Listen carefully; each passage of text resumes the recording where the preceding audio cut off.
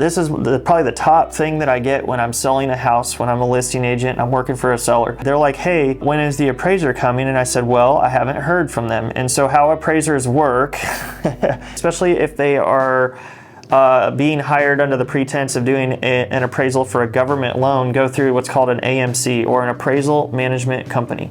And that AMC is a buffer between the bank and the appraisers, basically. That AMC basically has on retainer a bunch of appraisers that are on their list, and they have the relationships, again, going back to relationships with those appraisers, and then those appraisers are on that AMC's list. They work for that AMC, and then that AMC has relationships with certain banks. You know, when their next appraisal, you know, comes in, they're like, hey, we're gonna give it to, you know, Joe Smith or whoever. It'll get assigned to that appraiser. And that's why a lot of like government loans, it's a randomized, we can't control what appraiser comes next. If it's a commercial deal, not meaning you're like buying commercial property, but let's say you're buying a residential property, but you're getting a commercial loan, or even if it's a conventional loan. In those two instances, a lot of times a good agent like myself, and there's plenty of them in this market, that we can influence who gets the assignment. And that is important if you're working with an investor, because if I'm telling you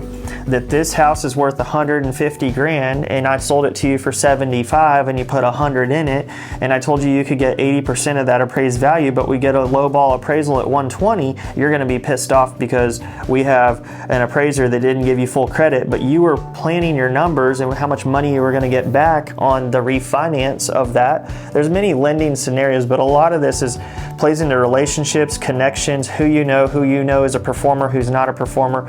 And Google ain't gonna tell you, Facebook ain't gonna tell you, social media, TikTok, all that crap ain't gonna tell you what's what. What's gonna tell you who and what are the local people, like realtors and your local connections in the market. That's the value we bring. Like what you pay for when you're paying a commission, like when a seller pays a commission to a real estate agent, you know, especially on the listing side, or even now when, you know, on the buyer side, because things have changed, what you're paying for is a lot of it is experience in the connections. But I do try to go interact with different lenders. I try to get different lenders to take me to lunch. I try to take different people that I think are valuable out to lunch to create connections. And then when someone has a need for that person's specialty, I know who to call. And then therefore I probably already have used them. The internet doesn't tell you that stuff. It lies. Of course, it's going to put everyone's best image forward. And so someone that's in the market's going to be able to, you know, tell you, like a real estate agent, that's our job. It's not just my job to stick a sign in the ground or unlock a door.